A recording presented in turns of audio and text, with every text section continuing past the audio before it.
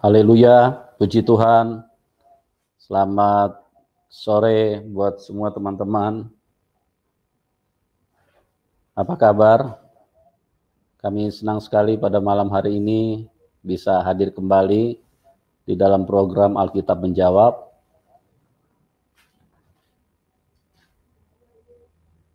Ya,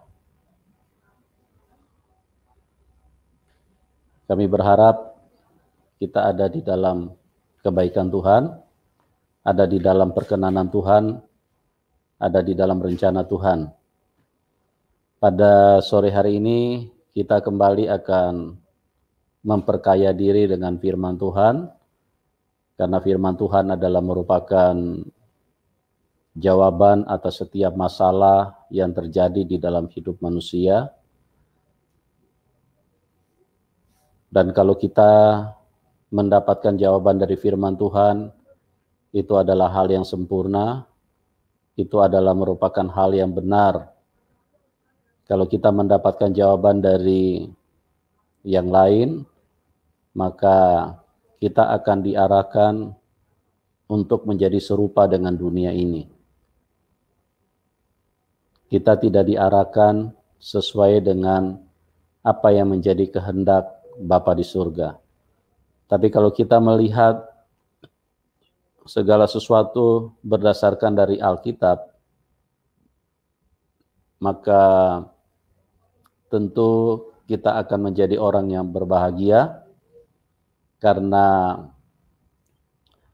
kebenaran itu hanya ada di dalam Alkitab. Tentu kebenaran yang diterjemahkan Alkitab, yang diterjemahkan oleh Roh Kudus. Alkitab bukan diterjemahkan oleh akal dengan kekuatan pikiran manusia yang mencoba mengelola sesuatu berdasarkan apa yang logikanya bisa membenarkan, tetapi berdasarkan kebenaran yang memang benar-benar berasal dari Roh Kudus.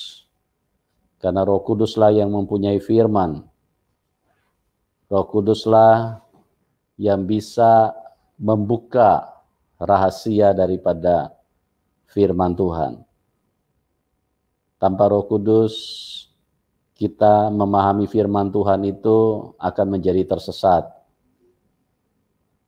Karena kita sudah melihat ada berbagai ilustrasi atau berbagai kejadian di dalam Alkitab, hal-hal yang sangat kontradiktif daripada kebenaran itu sendiri, di mana manusia coba menganalisa kebenaran berdasarkan pikirannya.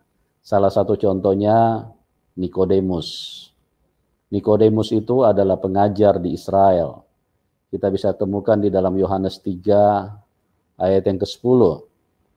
Dia pengajar, dia guru, dia adalah orang yang ahli dengan kitab, Alkitab atau Taurat. Tetapi dia tidak bisa memahami bahasa kebenaran, karena dia coba memahami atau menganalisa firman berdasarkan pikirannya.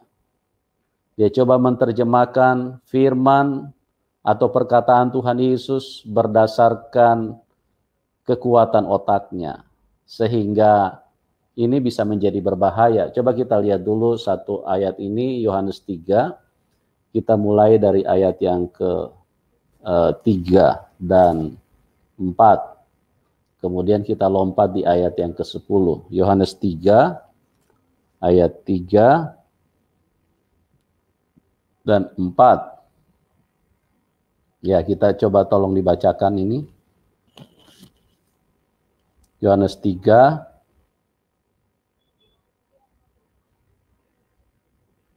ya. Teman-teman yang di rumah yang punya Alkitab bisa baca bersama-sama Yohanes 3 ayat 3 dan 4. Kemudian kita lompat ayat yang ke-10. Ya, pakai Alkitab aja, tolong dibacakan. Tuhan Yesus menjawab, katanya, "Aku berkata kepadamu, sesungguhnya Jika seorang tidak dilahirkan kembali, ia tidak dapat melihat kerajaan Allah. Ya, kata Tuhan Yesus, dia berbicara pada waktu itu kepada Nikodemus bahwa kalau orang tidak dilahirkan kembali, dia tidak dapat melihat kerajaan Allah. Ini menjadi satu kebingungan bagi Nikodemus.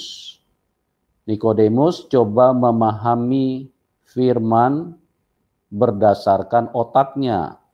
Padahal Nikodemus ini pengajar di Israel.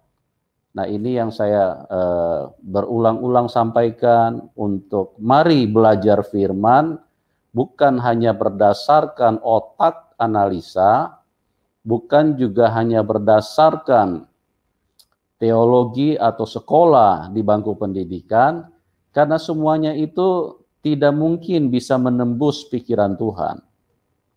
Kita hanya bisa memahami hati dan pikiran Tuhan itu berdasarkan Roh Kudus-Nya, seperti yang ditulis di dalam 1 Korintus.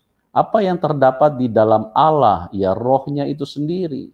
Bagaimana kita bisa memahami apa yang terdapat di dalam hati Allah? Ya rohnya itulah yang bisa menjelaskan dengan benar pikiran dan hati Tuhan. Ya, teman-teman, kalau baca Alkitab, undang Roh Kudus.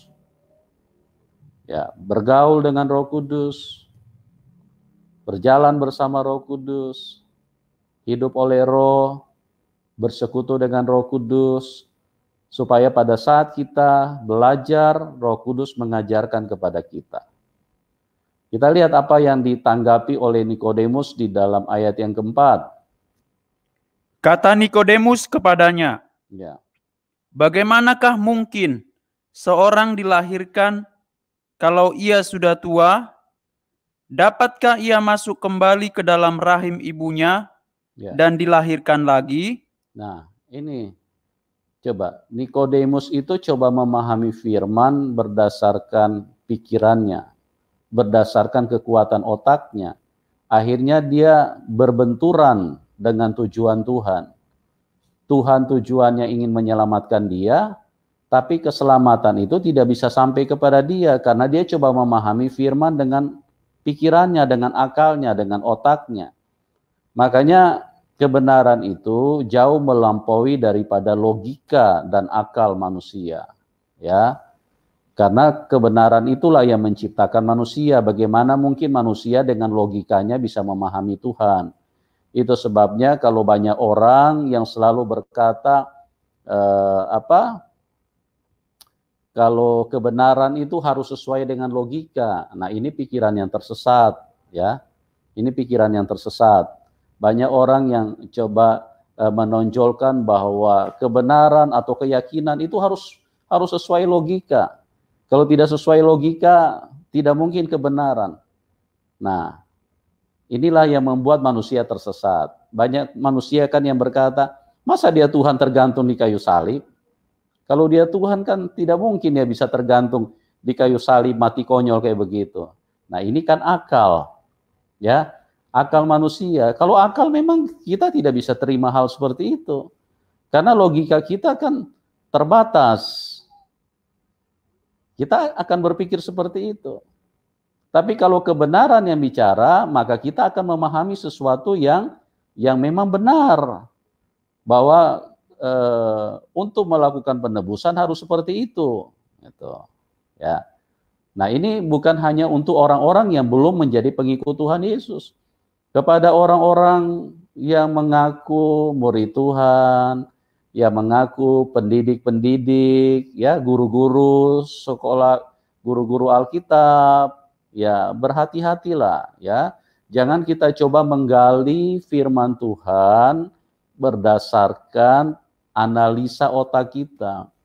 Analisa otak kita memang bisa dipakai, tetapi jangan lupa itu harus diberdayakan oleh Roh Kudus. Baru semuanya itu bisa menjadi sebuah kebenaran. Ya, kalau tidak diberdayakan oleh Roh Kudus, maka semuanya itu hanya berdasarkan analisa pikiran. Jadinya nanti seperti Nikodemus ini. Tuhan Yesus bilang kamu harus dilahirkan kembali, dia berpikir secara akal. Mana mungkin Tuhan, sudah tua begini masuk lagi ke dalam rahim, mana mungkin bisa seperti itu. Kamu ada-ada aja nih Tuhan Yesus ini, ya aneh-aneh wae kamu ini Tuhan, ya. Bagaimana caranya kasih masuk kepala yang sudah besar begini ke dalam rahim? Itu kan pikiran-pikiran yang sesat.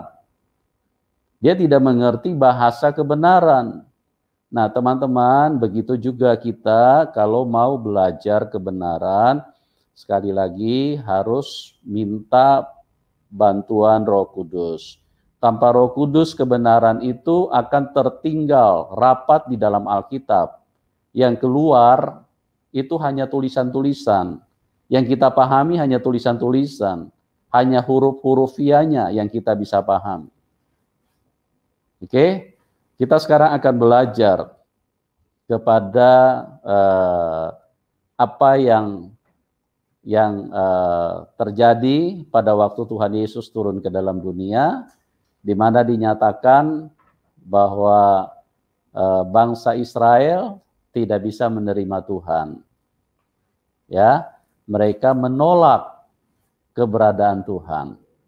Nah, kita akan melihat berdasarkan Alkitab, kenapa Tuhan Yesus itu ditolak bangsa Israel? Apa yang menyebabkan? Ya, apakah Tuhan Yesus kurang baik? Ya, sehingga mereka tolak bangsa Israel menolak Tuhan Yesus. Apakah Tuhan Yesus waktu turun menjumpai bangsa Israel dengan marah-marah, ya? Terus kemudian bangsa Israel tidak bisa terima itu? Atau Tuhan Yesus datang dengan hal-hal yang aneh? Nah, ini kita akan pelajari, kita akan lihat jawabannya berdasarkan Alkitab. Kenapa sampai Tuhan Yesus itu ditolak? Nah, kalau kita tidak paham ini, bisa juga terjadi di dalam hidupmu. Engkau menolak Tuhan, tapi engkau tidak sadar. Ini bisa terjadi. Makanya kita harus lihat jawaban menurut Alkitab itu apa. Ya, jangan sampai kita sebagai umat Tuhan yang merasa orang yang percaya kepada Tuhan Yesus, orang yang menyembah Tuhan Yesus, karena kita tidak bersama dengan Roh Kudus, akhirnya kita juga menolak Tuhan. Banyak saya perhatikan orang-orang Kristen tanpa sadar, mereka justru menolak Tuhan. Ya, kita perhatikan Tuhan Yesus waktu mau lahir di dalam dunia ini kan sudah terjadi penolakan. Sudah terjadi penolakan. Kenapa Tuhan Yesus sampai lahir di kandang binatang? Karena terjadi penolakan. Bangsa Israel tidak menerima kehadiran Tuhan. Makanya waktu Tuhan, Maria dan Yusuf datang kepada setiap keluarga yang ada di Bethlehem pada waktu itu, mereka mengatakan, maaf di rumah kami tidak ada tempat. Maaf di rumah kami tidak ada tempat. Nah, ini menarik sekali untuk kita perhatikan. Jangan sampai kita juga yang sebagai Israel rohani, tapi ternyata kita juga menolak Tuhan. Nah, pada waktu bangsa Israel menolak Tuhan, apa mereka sadar? Tidak, mereka tidak sadar. Mereka menganggap itu hal yang biasa-biasa saja. Tapi ini kan masalah besar. Karena Tuhan yang baik, Tuhan yang hidup, Tuhan yang mengasihi mereka, tapi ternyata mereka tolak. Apa jadinya bangsa Israel? Ya, saya mengangkat tema ini untuk menjadi pembelajaran buat kita. Jangan sampai tanpa kita sadar, karena kita hidup hanya berdasarkan akal, hidup hanya berdasarkan logika, maka kita nanti akhirnya jadi seperti itu. Menolak Tuhan. Ya. Nah, ini harus kita perhatikan baik-baik. Ya. Penolakan itu bisa terjadi di dalam hidup manusia. Dan memang itu adalah hal yang wajar. Tapi kalau untuk Tuhan itu tidak wajar. Tetapi menjadi wajar karena manusia tidak mengerti. Kalau manusia ditolak memang karena manusia banyak kekurangan, ya. Misalnya dia ikut Indonesian Idol, terus kemudian suaranya fals sedikit, agak belero-belero sedikit, ya mana mungkin bisa diterima. Ya, baru babak penyisihan saja sudah tersisihkan dengan sendirinya. Juri yang melihat saja mungkin sudah sakit telinga, karena apa? Karena suaranya fals. Tidak bagus didengar. Nah, kalau manusia ditolak, itu wajar. Ya.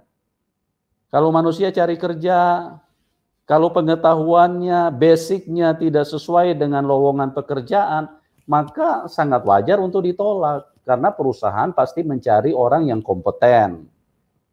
Ya kan? Nah ini kita harus sadar dulu.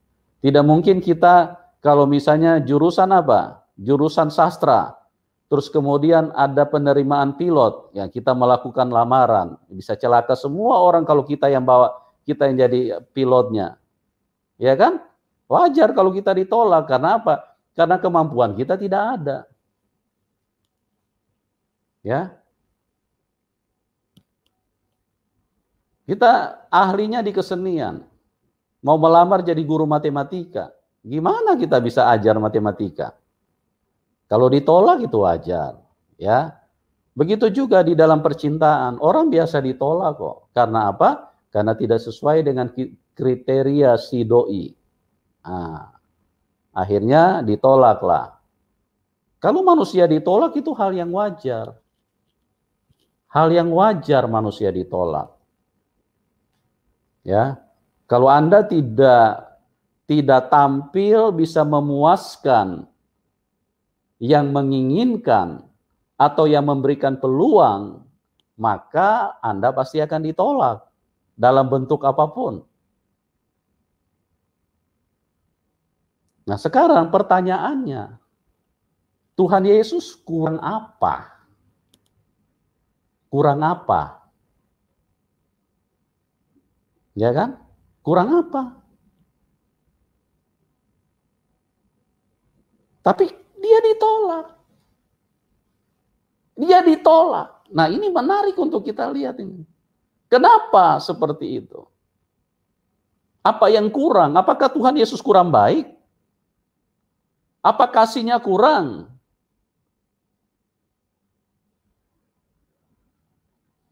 Apa Tuhan Yesus kurang sempurna? Setiap kali dia berbicara kepada bangsa Israel tutup telinga semua. Mereka alergi semua. Coba kita buka Yohanes 6 ayat 60. Yohanes 6 ayat yang ke-60. Tolong dibacakan. Yohanes 6 ayat 60.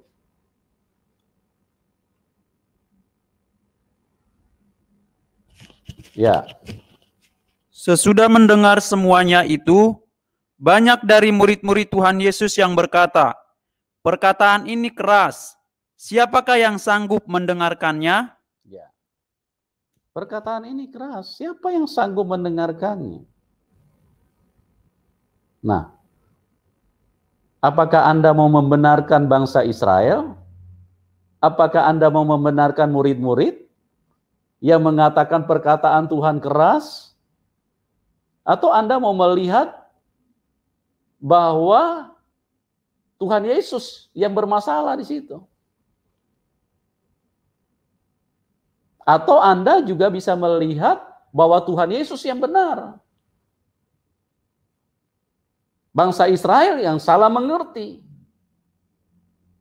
Sehingga Tuhan Yesus bicara dengan kesempurnaan, berkhotbah dengan kuasa, berkhotbah dengan benar, berkhotbah dengan sempurna, tapi mereka menganggap itu sebuah kesalahan. Mereka menganggap bahwa apa yang disampaikan Tuhan itu adalah sesuatu hal yang tidak wajar. Perkataan ini keras. Tidak ada manusia yang sanggup dengar perkataan seperti ini. Ya. Tidak ada manusia yang sanggup dengan perkataan seperti ini. Kurang di mana coba? Apa Tuhan Yesus kurang pintar berbicara? Semua bahasa berasal dari Tuhan. Semua bahasa dipahami Tuhan. Karena Dia yang menciptakan pikiran, Dia yang menciptakan mulut, Dia yang menciptakan bahasa. Apakah Tuhan kurang pintar berbicara? Sehingga pada saat Tuhan bicara belepotan-belepotan dan mengakibatkan bangsa Israel berkata, wah ini orang-orang emosian ini, ya bicaranya keras-keras terus. Siapa yang sanggup mendengarkan? Nah, akibatnya apa? Mereka tolak Tuhan. Kami tidak butuh orang yang begini. Kami tidak butuh perkataan begini. Kami tidak butuh firman yang kayak begini. Kami mau cari yang sesuai dengan pikiran kami. Kami mau cari sesuai dengan kemauan kami. Karena kami butuh yang begituan. Oke? Kita mulai sedikit agak meningkat ya, pelan-pelan supaya kita tahu. Jangan sampai kita ini harap-harap jadi umat Tuhan, ya. Tapi ternyata bukan umat Tuhan. Umatnya tetangga kita ini. Karena apa? Ini bangsa Israel loh. Anak cucunya Abraham. Yang berbicara bukan pendeta, bukan sekelas pendeta yang bicara kepada mereka. Tapi Tuhan sendiri yang berbicara kepada mereka. Tapi mereka tidak bisa terima, mereka tolak Tuhan. Perkataan ini keras, kami tolak ini. Tidak penting perkataan kayak begini ini. Tidak dibutuhkan manusia. Tidak ada manusia yang sanggup dengar kau bicara Tuhan, diam saja kau, ya. Kami tidak butuh perkataan seperti itu. Nah, coba. Pelan-pelan kita mulai ngerti kan? Kadang-kadang kita tanpa sadar, kita bisa menolak Tuhan loh. Nah, saya tidak akan masuk ke situ terlalu dalam. Saya cuma ingin mengajak kita, membawa kita untuk memahami kenapa bangsa Israel menolak Tuhan.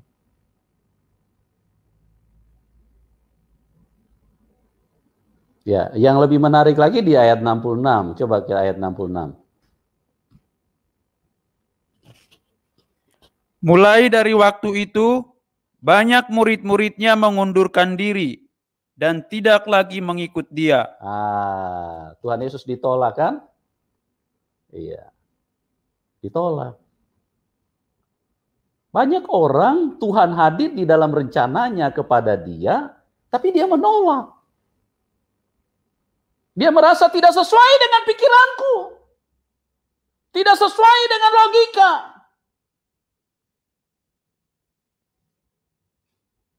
Ini kan bermain di logika kan? Coba.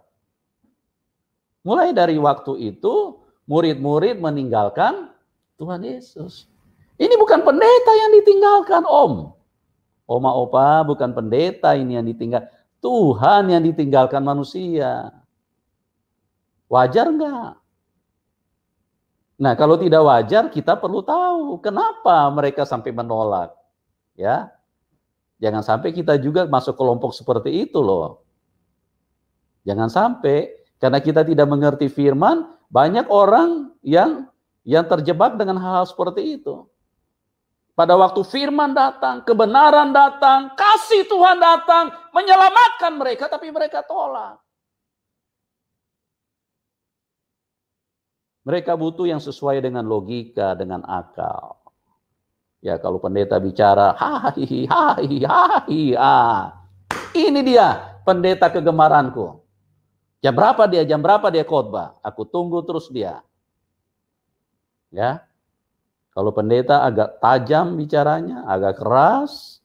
Kalau pendeta bicara di dalam kuasa Tuhan, ya Tuhan kan sekarang sudah di surga, ya kan? Nah, Tuhan berbicara lewat kuasanya, lewat Roh Kudusnya. Berbicara dan mengurapi, memakai hamba Tuhan pendeta.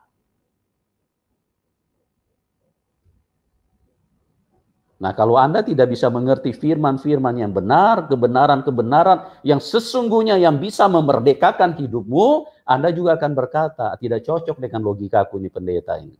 Apalah yang dia khotbahkan, ya. Aneh, masa ada yang begituan gitu. Nah, ini harus hati-hati teman-teman.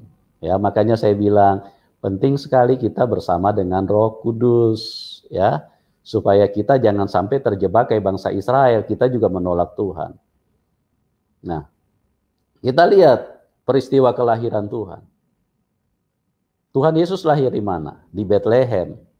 Ya, dia bukan lahir di Bogor, dia bukan lahir di Jakarta, dia lahir di Bethlehem. Bethlehem itu kota Daud. Nah, kalau dilihat dari silsilahnya Tuhan Yesus, dia itu adalah keturunan Yehuda dari Raja Daud. Yehuda memperanakan sampailah ke Daud. Daud memperanakan dan terakhir secara jasmani Tuhan Yesus dikandung melalui rahimnya dari keturunan Yehuda Daud. Nah, Daud itu memerintah di kota Bethlehem. Makanya di kota Bethlehem itu banyak keluarga besarnya Raja Daud. Kalau Maria dan Yusuf pulang ke kota Bethlehem, itu berarti alamatnya tepat. Karena memang mereka berasal dari sana. Karena sensus penduduk pada waktu itu sementara berjalan oleh pemerintah Romawi. Jadi semua orang harus kembali ke kampung halamannya masing-masing. Nah, karena Maria dan Yusuf berasal dari keluarganya Daud, keturunan Daud, yang pernah memerintah di Bethlehem, maka mereka harus pulang ke Bethlehem. Tidak mungkin pulang ke Surabaya. Kalau Maria dan Yusuf datang ke Surabaya, salah alamat dia itu. Salah alamat. Ya. Sudah sampai di situ. Ini keluarga semua ini. Keturunan Raja Daud ini semua, itu di Bethlehem, itu anak cucunya Raja Daud, ini keluarga semua ini. Tulangnya, nantulangnya, amamborunya, namborunya, itu banyak di sana itu. Ini keluarga semua. Budenya, palenya, ya. Semua ada di sana. Tapi menarik sekali, tidak ada satupun yang membuka pintu. Mereka tidak membuka pintu. Mereka bilang di rumah kami tidak ada tempat. Artinya apa? Artinya mereka tolak Tuhan Yesus. Tuhan Yesus tidak boleh hadir di dalam rumah kami.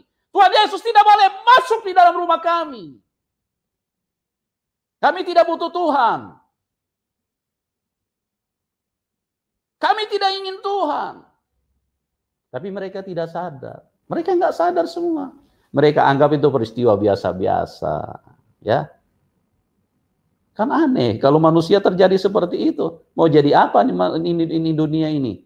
Tinggal tunggu pecah 7 juta nih dunia ini. Pecah, hancur berkeping-keping. Karena apa? Karena Tuhan yang maha baik mau hadir di dalam rumah mereka, tapi mereka tolak. Tidak boleh masuk, tapi secara halus. Maaf, Sis Maria dan Bro Yusuf, ya, rumah kami lagi penuh. Coba di jalan sebelah sana. Siapa tahu ada yang masih kosong kamarnya. Maria dan Yusuf sampai lagi ke sana. Maaf, Bro Yusuf dan Sis Maria, maaf ya, di rumah kami lagi penuh. Ya. Bukan Maria dan Yusuf yang mereka tolak, tapi sang kehidupan yang ada di dalam rahimnya Maria. Sang kebaikan, sang kebenaran, sang juru selamat yang menciptakan, yang mengasihi manusia, itulah yang ada di dalam rahim Maria, dan inilah yang tidak diinginkan oleh manusia. Oke, teman-teman, kita mulai terbuka sedikit ya. Mulai roh kita mulai dibawa menuju kepada kecerdasan roh. Kita mulai tahu, oh ternyata begini dunia ini. Ya, tidak mudah bersatu dengan kebenaran. Dunia itu bukan tidak mudah, mustahil bisa bersatu dengan kebenaran. Dunia itu mustahil bisa bersatu dengan Tuhan. Dunia itu mustahil bisa bersatu dengan kebaikan. Karena dunia ini dikuasai setan. Gitu loh. Setan yang menguasai dunia ini. Makanya Tuhan Yesus ditolak. Ditolak Tuhan Yesus. Tidak diinginkan. Nah, jadi mulai tahu kan teman-teman, lahir di dunia ini bahaya loh, ya. Makanya kalau mau punya keturunan mikir-mikirlah 17 kali. Jangan sampai orang-orang yang Anda kasihi, Anda lahirkan di depan setan. Dunia ini dikuasai setan. Dikuasai setan dunia ini. Makanya Tuhan Yesus ditolak, Tuhan Yesus tidak diterima. Tuhan Yesus begitu dibenci. Dunia marah besar terhadap Tuhan. Dia tidak boleh lahir di dalam dunia ini. Makanya manusia punya pikiran pada waktu itu keracunan setan semua. Sehingga mereka dengan alasan yang diperhalus, supaya setan ini licik sekali, supaya tidak kelihatan. Padahal jahatnya minta ampun. Dia racuni semua pikiran manusia. Jangan terima itu Sister Maria dan si Bro Yusuf itu. Jangan terima dia, ya. Biar kaki mereka sudah bengkak kayak betis pemain bola, nggak usah diterima. Biar aja mereka jalan kaki terus cari-cari muter-muter di situ. Siapa ini? Biarkan aja, jangan terima di rumah kalian. Ngeri ya? Kebenaran tidak bisa hadir di dalam dunia ini. Makanya di sini jelas sekali. Kebenaran itu hanya ada di dalam Tuhan Yesus. Tidak bisa diterima. Marah besar dunia ini.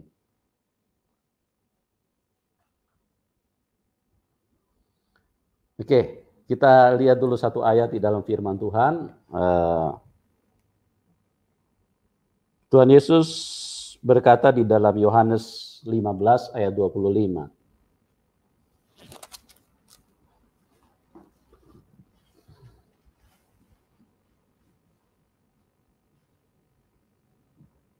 Ya, tolong agak cepat. Tetapi firman yang ada tertulis dalam kitab Taurat mereka harus digenapi. Mereka membenci aku tanpa alasan. Ya, mereka membenci aku tanpa alasan. Ya, inilah dunia. Dunia ini sangat rusak. Dunia ini sangat rusak loh. Ya, makanya hati-hati. Hati-hati, ya. Jangan sampai salah melangkah di dalam dunia ini. Jangan berpikir baik-baiklah. Dunia ini dikuasai setan, teman-teman. Dikuasai setan. Kita buka dulu ayatnya supaya kita tahu ya. Jangan ada, saya pernah khotbah ini satu kali, ada yang protes.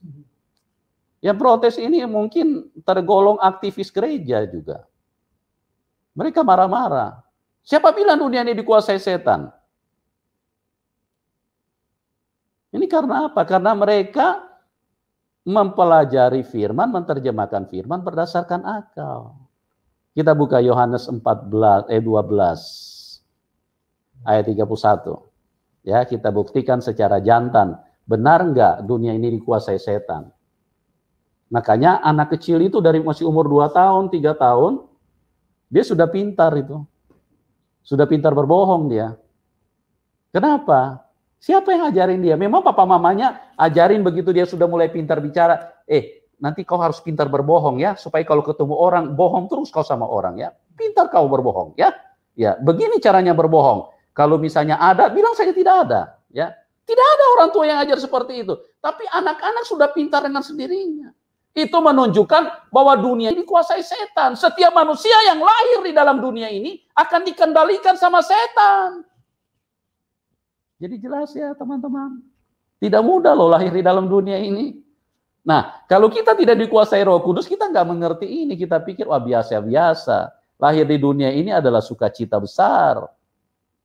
Adalah sukacita besar. Ini kalau saya mau masuk lebih dalam, saya takut Anda mungkin bisa kaget-kaget ini. Nanti mungkin ada yang bisa kena serangan jantung ini. Ya, ini bahaya sekali manusia terlahir di dalam dunia ini. Jadi kita harus pintar, kita harus cerdas di dalam roh. Alkitab ini adalah jawaban yang sempurna. Anda mau membantah bagaimana kalau dunia ini dikuasai setan? Dari kecil anak-anak itu sudah pintar berkelahi loh. Sudah pintar emosian, sudah pintar fitnah, sudah pintar membenci orang, sudah pintar itu dari mana? Siapa yang ajarin mereka? Apakah papa mamanya panggil guru privat kebencian? Terus kemudian ada guru yang mengajar berdiri, begini loh caranya membenci orang ya. Ya, begini caranya, rumusnya begini, kau gerak ke kanan 2 langkah, terus ke kiri lagi 2 langkah, terus kemudian kau mundur maju, akhirnya kau jatuh di situ, makanya kau bencilah sama orang yang ada di depanmu. Kan tidak seperti itu. Tidak pernah ada yang ajarin. Tapi manusia itu dikuasai setan. Karena apa? Karena dunia ini dikuasai setan. Makanya karena dunia ini dikuasai setan, akhirnya semua manusia mati. Dan Tuhan juga sudah bicara itu. Iblis itu mencuri, membunuh, dan membinasakan semua manusia. Nah, manusia mau lari kemana? Kalau manusia tidak ketemu Tuhan yang benar, maka cilaka semua manusia. Coba lihat manusia itu, pernah nggak keluar dari kuburan? Nggak bisa keluar dari situ. Karena terkunci di situ. Terkunci sama setan di dalam alam maut. Hanya orang yang ada di dalam Tuhan Yesus Kristus yang bisa bangkit dari kematian. Karena itulah Tuhan Yesus datang. Karena begitu besar kasih Allah akan dunia ini, sehingga ia memberikan anaknya yang tunggal. Supaya apa? Supaya kita dibebaskan dari tangan setan, dari tangan sibolis. Ya, teman-teman. Kita dibebaskan ini. Betapa baiknya Tuhan itu datang. Coba kita lihat dulu, Yohanes 12 ayat 31 sudah dibaca belum? Kita baca dulu ya. Sekarang berlangsung penghakiman atas dunia ini. Sekarang juga penguasa dunia ini akan dilemparkan keluar. Iya. Siapa penguasa dunia ini? Halo teman-teman. Ya, tolong jangan tersinggung ya. Mungkin Anda yang selama ini juga pengajar Alkitab, tolong jangan tersinggung ya. Saya tidak ada maksud apa-apa, saya mengasihi semua manusia. Siapapun Anda, saya dengan tetesan air mata, setiap kali mau bicara tentang firman Tuhan, mau menjelaskan, mau khotbah atau mau sharing apapun, saya berdoa dengan tetesan air mata. Supaya apa? Supaya firman itu benar-benar bisa hidup di dalam roh manusia. Karena dunia ini menolak firman, dunia menolak kebenaran. Ya, bagaimana caranya firman itu bisa masuk di dalam rohmu? Makanya saya dengan tetesan air mata berdoa, Roh Kudus urapi, supaya firman itu berkuasa, nancap di dalam rohmu. Dan engkau benar-benar bisa diubahkan, dan firman itu masuk dan menguasai hidupmu. Mungkin ada yang mungkin yang baru pertama kali lihat model gaya khotbah seperti ini, mungkin agak kaget-kaget ya. Mohon saya dimaafkan teman-teman ya, saya tidak punya tujuan apa-apa. Saya mengasihi Anda semua. Memang bicara firman Tuhan itu keras. Karena apa? Karena firman itu bicara kebenaran. Firman itu bicara roh. Sementara manusia ini daging semua hidup dalam dunia. Jadi itu pada waktu roh ketemu dengan manusia-manusia yang dikuasai kedagingan, maka firman itu harus tajam seperti kayak pedang. Dia harus putuskan semua tabiat-tabiat daging itu. Baru firman itu benar-benar bisa hidup. Karena kalau tidak diputuskan, kalau firman datang datar-datar saja, bicaranya cuma haleluya, amin. Nah, jangankan bisa masuk di dalam roh manusia, bisa masuk ke dalam telinga saja sudah syukur itu. Apalagi kalau telinga orang yang agak-agak budek, agak pongo-pongo begitu, tidak bisa masuk itu. Kalau penyampaian firman itu pelan-pelan, lembut-lembut, nggak bisa masuk. Oke? Ya. Kita lihat lagi. Itu tadi Yohanes 12 ayat 3 Yohanes 12 ayat 31. Ya, kita lompat lagi ya. Kita buktikan ada beberapa kali Tuhan berkata dunia ini dikuasai setan, ya. Jadi jangan sampai ada lagi yang error. Mana mungkin dunia ini dikuasai setan? Kita baca Yohanes 14 ayat 30. Yohanes 14 ayat 30, coba kita baca ayat ini. Tidak banyak lagi aku berkata-kata dengan kamu, sebab penguasa dunia ini datang, dan ia tidak berkuasa sedikit pun atas diriku. Ya, siapa penguasa dunia ini, teman-teman? Siapa penguasa dunia ini? Jangan kaget-kaget kan? Jangan kaget loh, ya. Kenapa ini bisa terbuka? Karena Roh Kudus yang membukakan. Kalau bukan Roh Kudus yang mengajarkan kepada saya pun tidak mengerti. Saya pikir ini penguasa dunia ini biasa-biasa saja. Iblis menguasai dunia ini. Makanya manusia ini sejak kecil sudah jahat sekali manusia. Habis itu harap-harap lagi mau pulang ke surga. Amit-amit deh manusia ini, ya. Jahat sekali. Manusia itu harus dilepaskan dulu dari tangan iblis, baru bisa dipulangkan ke surga. Karena tidak mungkin kita sama-sama iblis pulang ke surga. Tidak mungkin itu teman-teman, ya. Banyak orang berkata, saya ulangi lagi nih biar kita pintar ya. Banyak orang berkata, apa perlunya juru selamat? Kita kan manusia bisa langsung kepada Tuhan minta ampun. Betul, kalau cuma urusannya kepada Tuhan, kita bisa langsung minta ampun. Karena Tuhan Maha Baik, Anda tidak minta ampun pun Anda sudah diampuni. Tidak usah Anda minta ampun, Anda sudah diampuni sama Tuhan. Makanya coba lihat, orang-orang penjahat yang sekelas apapun pada waktu ketemu Tuhan, Tuhan tidak pernah marah-marah. Jahat kau, jahat kau. Enyah kau dari sini, pergi kau. Tuhan tetap dengan bahasanya yang kebenaran, bahasa kasih. Aku mengasihimu, nak. Sini, nak. Aku mengasihimu. Aku datang untuk menyelamatkan. Aku mau menolong. Tidak usah kau minta ampun pun Tuhan sudah ampuni kau, karena memang Dia Maha Kasih. Masih ingat firman Tuhan? Yang pada waktu Petrus bertanya, Tuhan sampai berapa kali kami harus mengampuni? Dengan bangganya Petrus berkata, sampai 7 kali kah Tuhan? Karena biasa kan dunia ini kan paling 3 kali kan? Beri surat peringatan pertama, kedua, ketiga. Kalau dia masih tidak mengindahkan, maka dia manusia durhaka. Disiksalah dia di dalam hukuman. Itu manusia.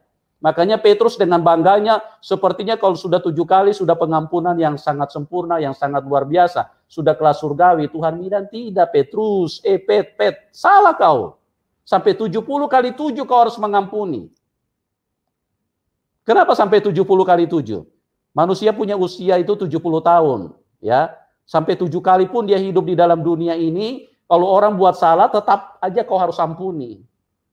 Ya, jadi pintar-pintar sedikit ya teman-teman ya. Ya, jadi jangan lagi berkata, kami tidak perlu juru selamat. Kami hanya datang kepada Tuhan. Langsung saja minta ampun, Tuhan ampuni kami. Ya Tuhan, tidak usah minta ampun, kau sudah diampuni kau.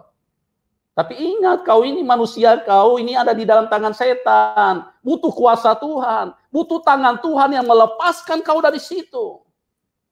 Siapa yang bisa melepaskan manusia dari tukang bohong sejak masih kecil? Hanya Tuhan yang bisa lepaskan ente dari situ. Anda tidak bisa lepas dari situ. Manusia-manusia durhaka, tolong perhatikan baik-baik. Tuhan Yesus mengasihi hidup kita. Buka hatimu. Tuhan Yesus itu datang menyelamatkan. Ya, kita perlu dibebaskan dari tangan iblis. Dari gelap dipindahkan kepada terang. Tuhan bebaskan dulu, kita baru dipindahkan. Dari mati dibebaskan dulu. Tuhan beri hidup, baru dipindahkan kita ke dalam kerajaan surga. Oke, tadi sudah Yohanes 14 ayat 30. Sudah? Oke, itu sudah yang kedua ya. Kita buktikan lagi, kita selesaikan secara jantan. Yohanes 16 ayat 11. Supaya Anda lagi nanti tidak marah-marah sama saya, tidak ngomel-ngomel, tidak protes-protes, yang berkata ini pendeta sesat ini. Masa dia bilang dunia ini dikuasai setan? Ya, saya yang sesat, apa Anda yang sudah tersesat? Yohanes 16, ayat 11, coba kita baca. Akan penghakiman, karena penguasa dunia ini telah dihukum. Iya, siapa penguasa dunia ini? Kalau Anda mau membantah, bantah sendiri sama Tuhan Yesus ya. Jangan bantah sama saya, ini firman Tuhan loh. Bantah sendiri sama Tuhan. Berurusanlah kau sama Tuhan kalau kau tidak percaya. Dunia ini dikuasai setan, teman-teman. Ya, makanya melangkah setiap tindakan, setiap pikiran, setiap perbuatan, pikir 700 kali sebelum melakukan. Karena dunia ini diberdayakan setan, dikendalikan setan. Ya, kalau mau punya anak, pikir-pikir baik-baik, om tante, ya, sis, bro. Kalau mau punya anak, pikir-pikir baik-baik. Dunia ini jahat sekali loh. Kau lahirkan orang-orang yang kau kasihi, terus begitu dia lahir, dia ketemu sama setan. Semua dunia ini dikuasai setan. Makanya kembali lagi, dari masih kecil udah jahat manusia ini. Udah pintar berbohong, sudah pintar memberontak. Nah, oke, kita kembali kepada kenapa Israel menolak Tuhan Yesus. Kita sudah lihat tadi, mereka membenci aku tanpa alasan. Tidak ada alasan apapun. Mereka cuma tahunya membenci aja. Tidak ada alasan apapun tidak bisa disampaikan. Tapi mereka membenci. Kesimpulannya apa? Kesimpulannya mereka dikuasai setan. Tidak ada alasan yang jelas. Tapi mereka hidup dengan kebencian. Hidup dengan kebencian, membenci Tuhan mereka. Makanya jangan kaget teman-teman. Kalau Anda ketemu Tuhan Yesus, Anda diselamatkan, tiba-tiba banyak orang yang benci kau, tiba-tiba ada yang berkata darahmu halal. Itu memang sudah satu paket. Karena Tuhan Yesus itu adalah Tuhan kebenaran, makanya dunia tidak bisa terima. Dunia ini setan. Tuhan Yesus dari surga kebenaran, makanya setan sama Tuhan ini tidak bisa ketemu. Jelas ya? Kenapa Tuhan Yesus ditolak oleh bangsa Israel? Karena bangsa Israel pada waktu itu dikuasai setan. Oke? Jelas. Makanya kalau manusia tidak mau diselamatkan, mereka membiarkan dirinya dikuasai setan, maka mereka juga akan menolak Tuhan. Nah, kita lihat dulu Yohanes 18 ayat 36 sampai 37. Nah, sebelum kita baca ayat ini, saya mau mengingatkan dulu karena waktu kita terbatas. Link untuk diskusi kami taruh di bawah layar deskripsi. Ya teman-teman ya, link untuk diskusi kami taruh di bawah layar deskripsi. Ya, silakan Anda mau masuk, Anda sudah bisa standby dari sekarang karena waktu kita terbatas. Ya, kita tidak bisa tunggu lama-lama ya. Anda yang ingin berinteraksi silakan.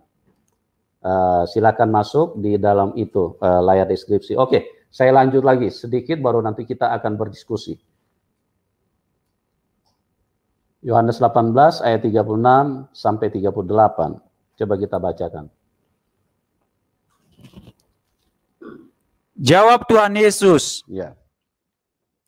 Kerajaanku bukan dari dunia ini.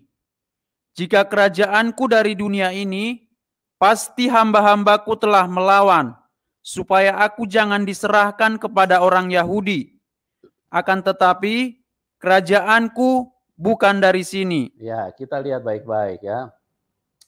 Tuhan Yesus berkata, kerajaanku bukan dari bumi, bukan dari dunia ini, tapi kerajaanku dari surga. Nah, kerajaan dunia ini siapa tadi penguasanya? Yohanes 12 ayat 31. Yohanes 14 ayat 30, Yohanes 16 ayat 11. Siapa menguasai dunia? Kerajaan dunia ini dikuasai siapa? Ya? Dikuasai setan kan, belum lupa kan, baru berapa menit nih, masa sudah lupa. Dikuasai setan dunia ini. Ya. Sedangkan kerajaan Tuhan Yesus dari atas, dari surga, kerajaan kebenaran. Makanya itu sebabnya Tuhan Yesus ditolak oleh bangsa Israel. Ditolak, tidak diterima Tuhan Yesus.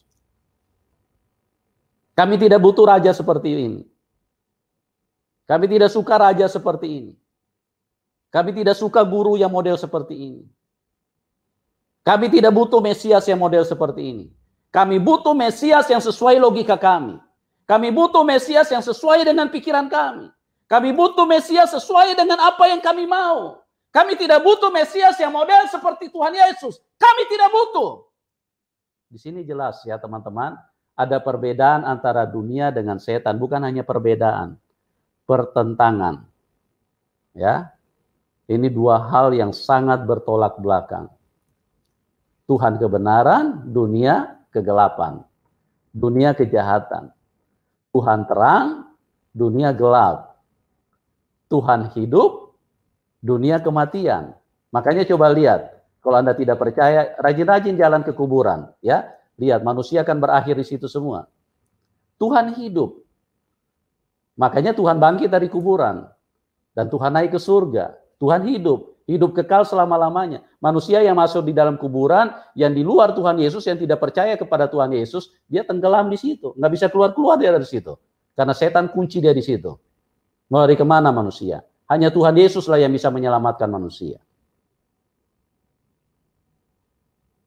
Tuhan yang baik, dunia yang jahat. Dunia, Tuhan penuh dengan kasih. Dunia penuh dengan kebencian. Tuhan menghidupkan, dunia mematikan.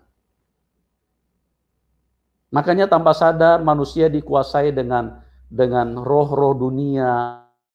Akhirnya hawa nafsunya berlebih-lebihan sampai tidak terkendali, begitu liar. Yang ada di dalam pikiran mereka ketamakan, iri hati, kebencian, ingin menghabisi, ingin membunuh orang lain. Karena apa? Karena dikuasai roh dunia. Dikuasai roh dunia. Tuhan itu tidak pernah seperti itu. Tuhan itu datang dengan kasih-Nya. Belas kasihan Tuhan begitu berlimpah.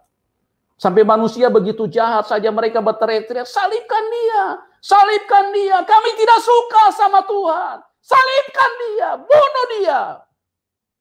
Apa kata Tuhan?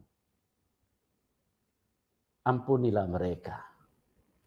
Tetap kasih-Nya jauh lebih besar daripada semua kebencian, kemarahan, semua kejahatan yang ada di dalam dunia. Jadi jelas ya teman-teman ya, bahwa kerajaan Tuhan berbeda dengan kerajaan dunia ini. Itu sebabnya waktu Tuhan Yesus membawa berita dari surga, membawa berita keselamatan dari surga, maka dunia tidak bisa terima.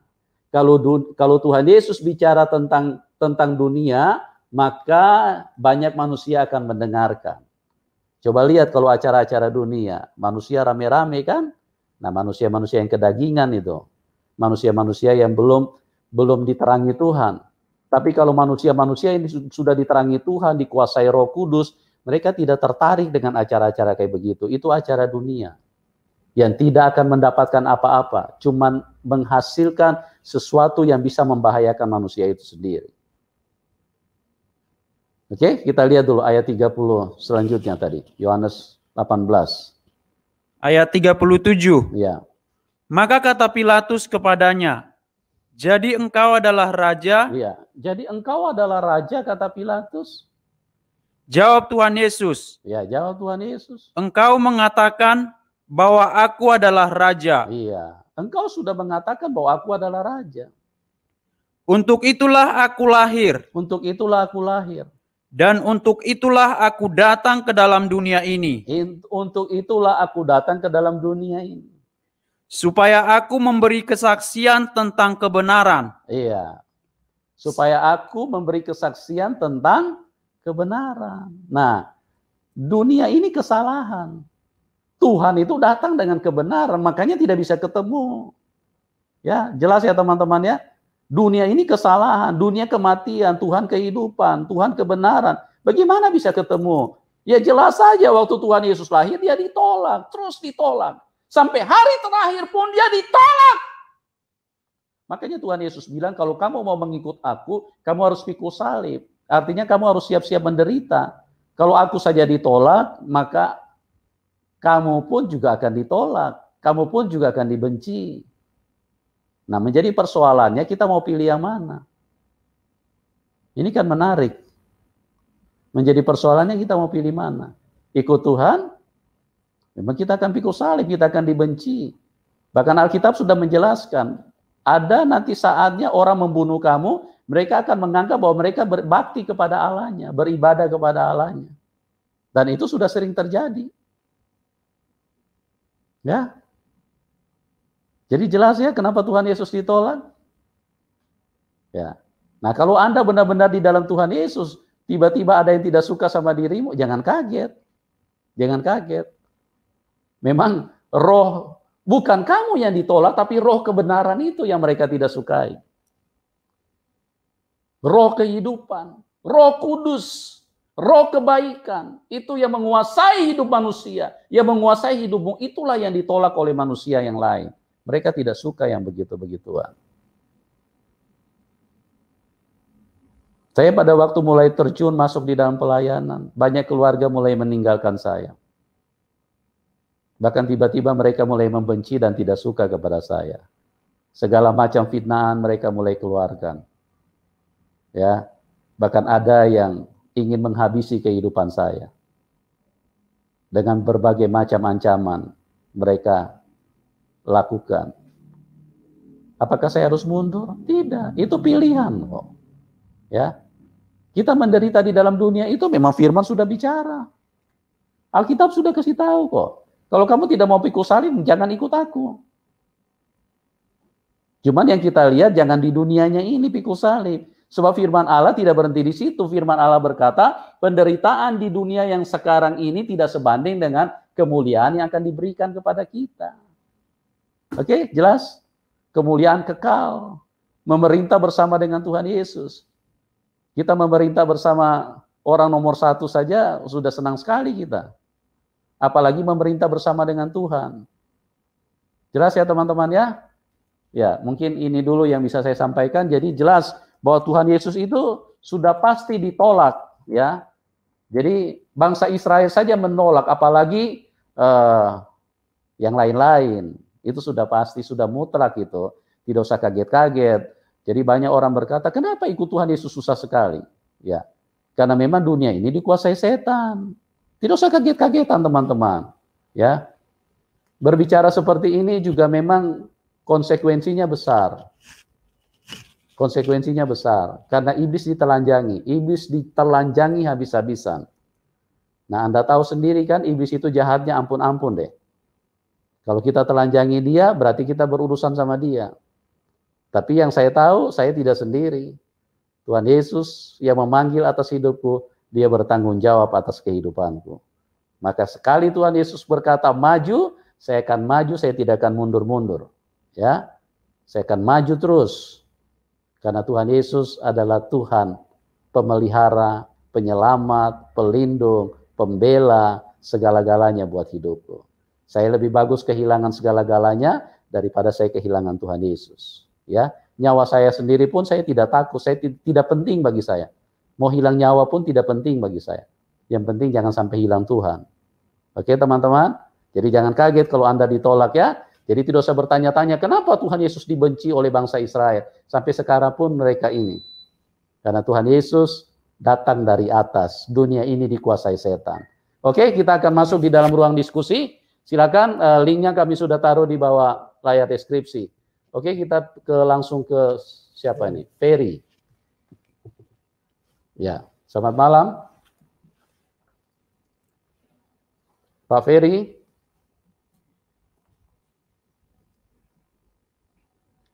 Pak Ferry. Volume suaranya.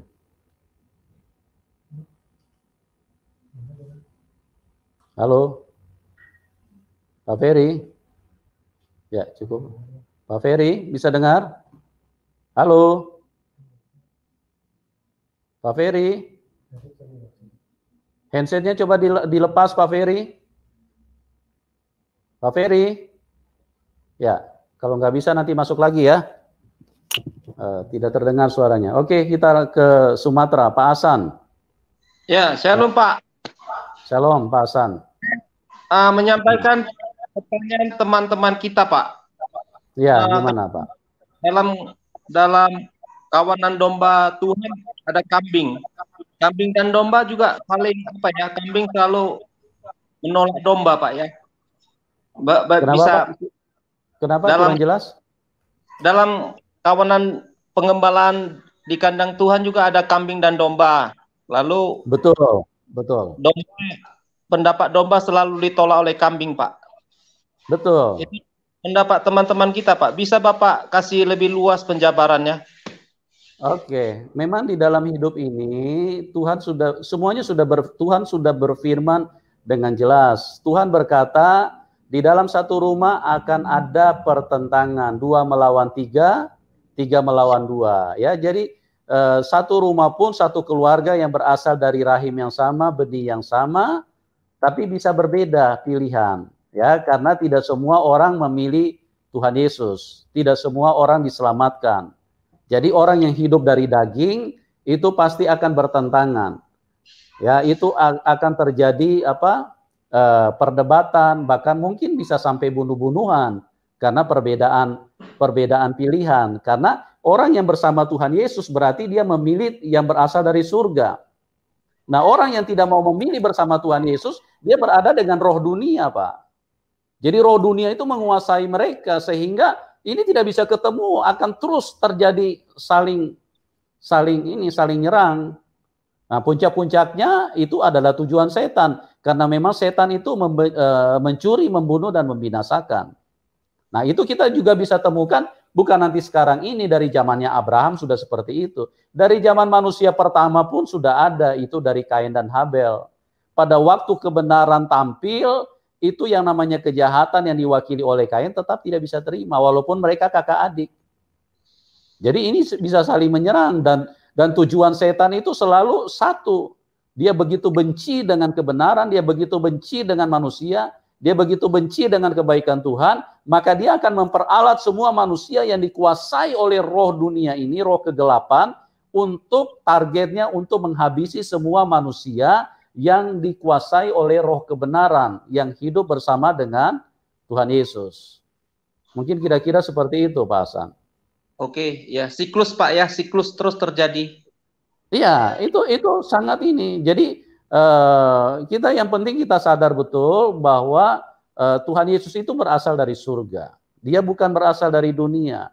Nah, dunia ini kan saya sudah jelaskan tadi, Yohanes 12 ayat 31, Yohanes 14 ayat 30, Yohanes 16 ayat 11. Itu tidak bisa dibantah. Dunia ini dikuasai setan. Makanya dari kecil coba Pak Hasan lihat. Manusia kan sudah pintar berdusta, pintar marah-marah, pintar berkelahi, pintar memberontak sama orang tua. Gitu. Seperti itu, Pak. Jadi jelas sekali. Firman Tuhan ini adalah sesuatu yang sangat sempurna dan sangat sederhana. Semua sudah ditulis dalam firman Tuhan. Jadi kalau orang masih lama-lama baca firman, atau orang-orang yang sudah percaya Tuhan Yesus masih tidak tertarik kepada firman, itu karena memang mereka dikuasai roh dunia. Gitu, Pak. Sederhana sekali hidup di dalam Tuhan. Okay. Ya, udah mewakili pendapat teman-teman kita, Pak. Teman-teman kita juga lagi live nonton materi ini, Pak. Oh iya. Ya. Puji Tuhan. Salam buat teman-teman ya, Pak Hasan ya. Ya, nanti Sumatera. Kalau COVID sudah selesai, nanti saya ke Sumatera, Pak. Kita ketemu nanti ya. Pak. Oke, Pak Hasan. Berkati, Pak. Yuk. Oke. Kita ke Katem. Ya, selamat malam. Selamat malam. Pak Manu dulu, apakah suara saya bisa didengar? Handsetnya coba dicabut. Katem, coba handsetnya dicabut supaya bisa jelas. Selamat malam. Malam. Ya. Bisa jelas suara saya? Ya agak kecil ya, tapi nggak apa-apa. Coba silakan. Ya, shalom Pak Manu Bulu, saya selalu mengikuti channel Pak Manu Bulu, jadi terima kasih juga. Ya, Pak bisa agak besar Pak, mic-nya bisa didekatin ke mulut Pak, soalnya agak kecil suara Bapak. Oke, saya keluar dulu lah. Oke, nanti masuk lagi. Peterson, kita langsung ke Peterson. Selamat sore Pak Yusuf. Ya, selamat sore Pak. Tuhan berkati. Ya. Aku senang dengan channel ini karena bahasanya bahasa simpel dan Pak Yusuf bicara berdasarkan pengalaman. Saya melihat bukan berdasarkan pengalaman Pak, berdasarkan firman Pak. Ya, firman yang berbuah dari firman itu. Nah, saya melihat kenapa orang itu sulit percaya bahwa Yesus itu adalah Tuhan. Kenapa orang sulit percaya bahwa memang dunia ini dikuasa oleh iblis. Itu kan begini Pak, kita sudah tahu bahwa Tuhan itu mengasihi kita tuh dengan sempurna dan setia. Maka Tuhan menginginkan supaya kita juga mengasihi dia demikian. Kasih yang setia itu hanya bisa didapati kalau kita diberikan free will atau kebebasan. Sehingga kita sebagai robot, karena robot tidak bisa mencintai. Nah, Adam dengan kebebasan itu memilih untuk tidak taat terhadap Tuhan, sehingga dia makan buah itu dan mati. Mati bukan berarti masuk dalam lubang kubur, tapi kehilangan dari kemuliaan Tuhan. Sehingga satu orang berdosa, semua orang jadi berdosa. Nah, sehingga Tuhan mencari adakah manusia yang kudus? Tidak ada, karena semuanya berdosa. Sehingga Tuhan itu sendiri yang menjadi Yesus. Yesus itu siapa? Tuhan yang menjadi Yesus. Yesus itu bukan ciptaan. Nah, begitu Yesus lahir, kan digoda ke padang gurun. Nah, salah satu godaan iblis apa? Lihatlah dunia dengan kemegahannya. Sembahlah aku dan aku akan berikan kepadamu. Yesus tidak bilang, kau bohong. Berarti yang Pak Yusuf ngomong, benar dunia ini sudah dalam kekuasaan iblis. Ya. Nah, oleh sebab itu, kita manusia ini bukan berarti oleh sebab Yesus, dia disengsarakan, diolok, mati di kayu salib, bangkit ke surga, turunkan Roh Kudus untuk kita. Itu adalah citra kasih yang tidak ada duanya. Nah, kenapa saya mesti percaya Yesus?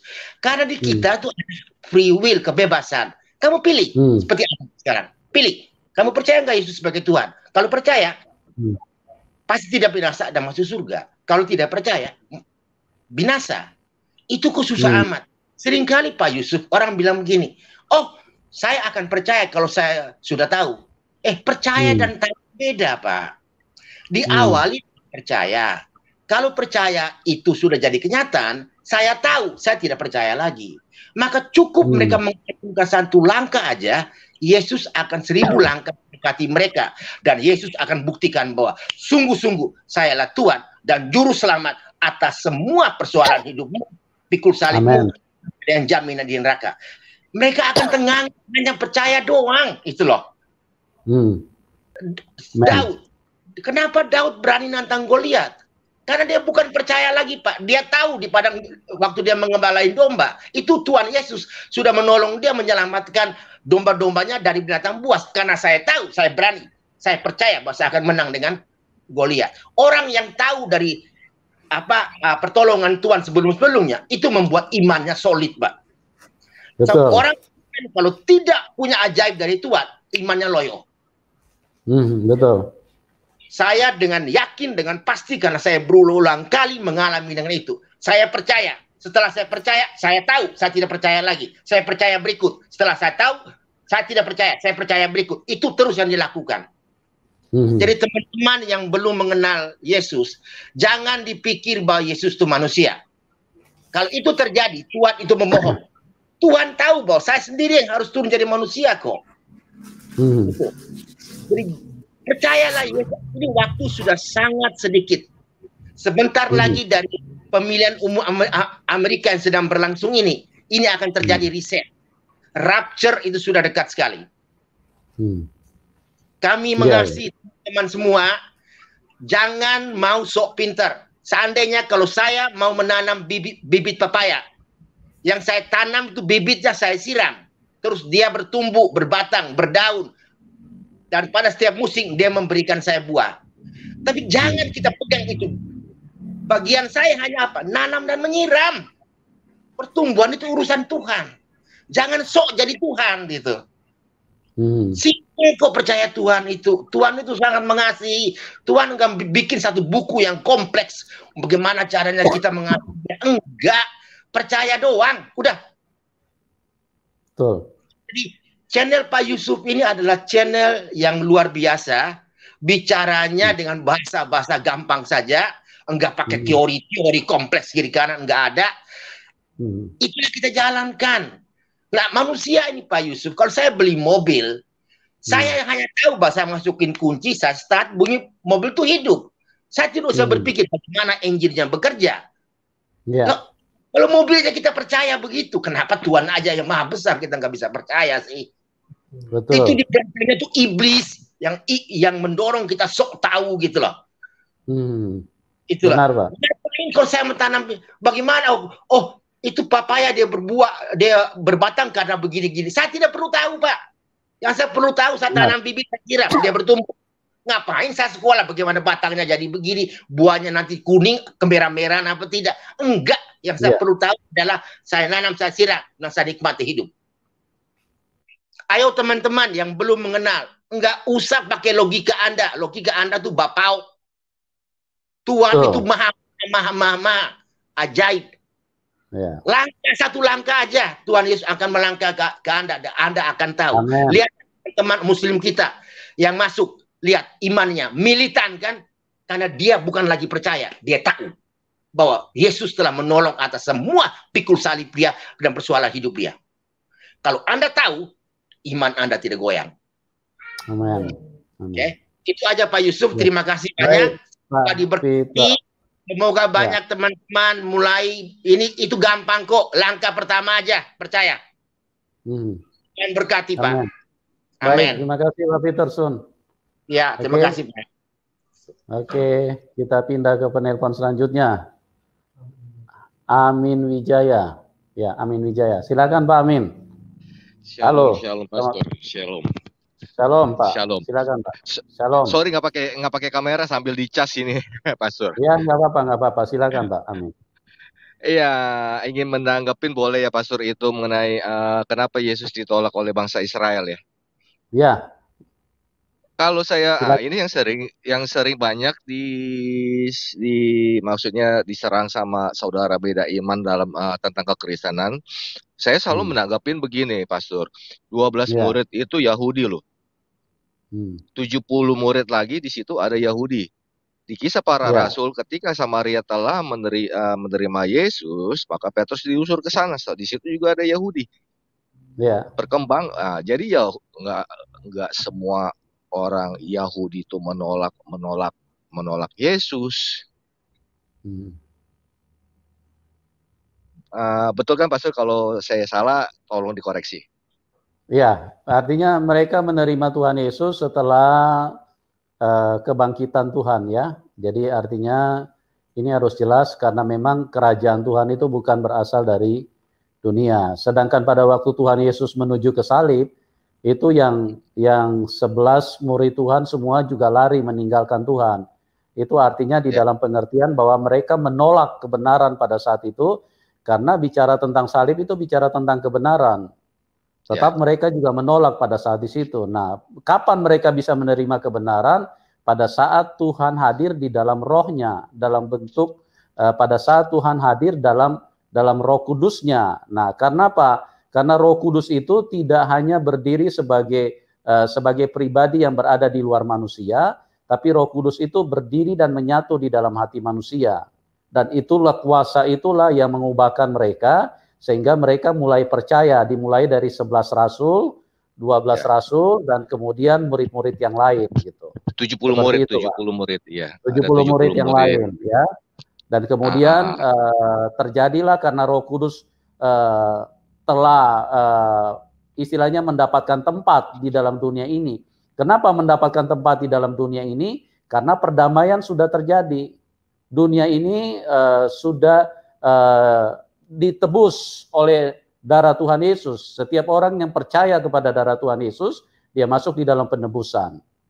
Nah, itu artinya sama dengan pada waktu Bahtera Nuh, ya, burung merpati kan sebelum mereka keluar dari Bahtera, burung merpati itu kan dikirim oleh Nuh, dikeluarkan dari jendela untuk pergi mempelajari keadaan bumi, daratan. Apakah sudah ada tempat untuk dia tinggal, berpijak? Maka beberapa kali kan masih belum ada tempat. Nah, setelah air semakin kering dan sudah mulai tumbuh pohon, berarti itu pohon itu juga bukan berbicara, itu memang pohon secara jasmani itu hanya ilustrasi. Tapi ini adalah bicara sebuah kehidupan. Pada saat sebuah kehidupan itu mulai tumbuh karena kematian Tuhan Yesus sudah melakukan penebusan, menyelesaikan pembersihan dari semua kenajisan kekotoran dunia ini, maka pohon kehidupan mulai tumbuh di dalam dunia.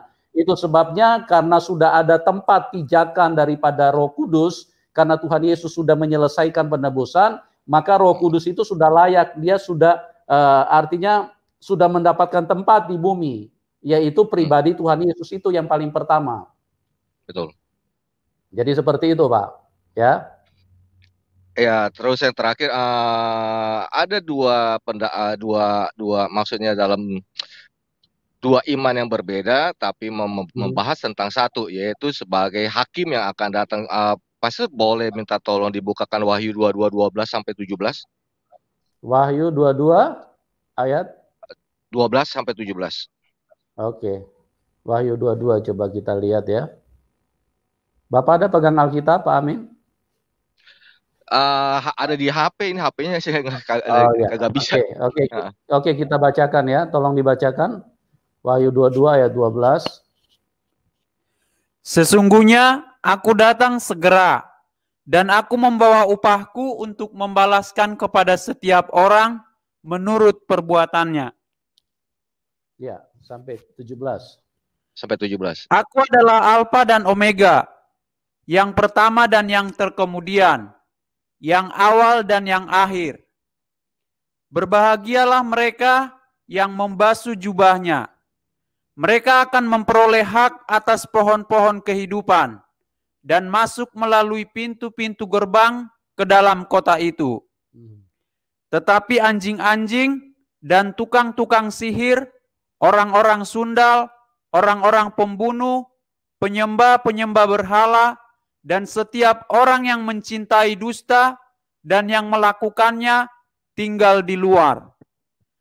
Aku, Tuhan Yesus, telah mengutus malaikatku untuk memberi kesaksian tentang semuanya ini kepadamu bagi jemaat-jemaat.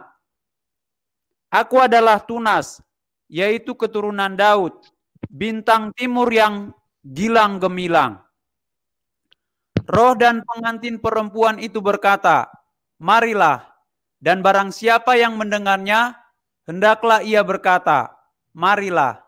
Dan barang siapa yang haus, hendaklah ia datang. Dan barang siapa yang mau, hendaklah ia mengambil air kehidupan dengan cuma-cuma. Oke, Pak Amin. Ya, di situ udah sangat jelas bahwa dia nanti yang datang, dia yang akan menghakimin. Hanya satu-satunya Tuhan, yang hanya satu-satunya Tuhan yang mempunyai hak untuk memberikan upah kepada orang-orang atas segala perbuatannya. Hanya Tuhan. Nabi nggak punya hak. Amen. Nabi tidak punya hak. Amen. Hanya Tuhan. Dan hanya Tuhan juga yang berhak mengusir orang-orang pergi ke neraka. Iya. Oke, sip. Baik. Thank you yang buat bacain tadi. Thank you Pak Yusuf. Ya. Thank you, sukses ya. Sukses. Terima kasih Pak Amin Wijaya. Tuhan Yesus berkati Bapak. Oke, kita langsung ke God bless tuh. Oke, kita langsung ke Ferry Ano. Selamat malam Pak Ferry. Pak Ferry. Pak Ferry. Pak Ferry, handsetnya coba dilepas saja Pak. Ini Bapak punya suara tidak terdengar. Pak Ferry. Ya, putus Pak Ferry. Disconnect. Oke. Kita ke Kevin. Selamat malam Kevin. Shalom. Shalom. Ya. Shalom, Pak Yusuf. Shalom, Pak. Yusuf. Ya, shalom. Ya, senang jumpa Pak. Bisa mendengar khotbah malam ini. Ya, salam jumpa Pak. Yang bisa membangkitkan iman percaya kita kepada Tuhan Yesus, Pak Yusuf. Ya, puji Tuhan. Tetap kuat Pak, tetap setia. Ya, amin, amin Pak Yusuf. Gini Pak Yusuf, yang ini saya mau tanyakan. Ya. Saya ini sudah lama bergumul dengan saya punya, ada semacam pergumulan Pak. Nah, sampai sekarang ini, sekalipun belum ada jawaban, namun saya tetap percaya bahwa Tuhan Yesus itu Allah yang baik, Allah yang setia, Allah yang penuh kasih Pak. Ya. Yang menjadi apa ya? Padahal sebelumnya Pak, saya banyak melakukan apa yang tidak berkenan di hadapan Tuhan, lakukan dosa. Tapi setelah saya boleh bilang Pak, sudah berbalik dari segala jalan-jalan apa yang tidak berkenan di hadapan Tuhan. Saya tidak melakukan lagi dosa, maksudnya tidak melakukan minum, merokok dan segala minuman keras, pergi ke diskotik ke apa. Nah, sampai sekarang pun Tuhan pun belum menjawab pergumulan saya Pak Pendeta atas penyakit apa yang saya alami. Namun tetap saya percaya bahwa Tuhan itu Allah yang baik. Ya. Nah, yang menjadi pertanyaan saya, sejauh mana iman saya itu harus saya pertahankan, Pak Pendeta? Bahkan saya sudah mengikuti firman Tuhan, masuk ke kamar untuk berbicara langsung sesuai kebenaran firman Tuhan ini, Pak Pendeta. Masuk ke dalam kamar, berdoa secara pribadi. Nah, itu yang bahkan kadang saya melakukan puasa.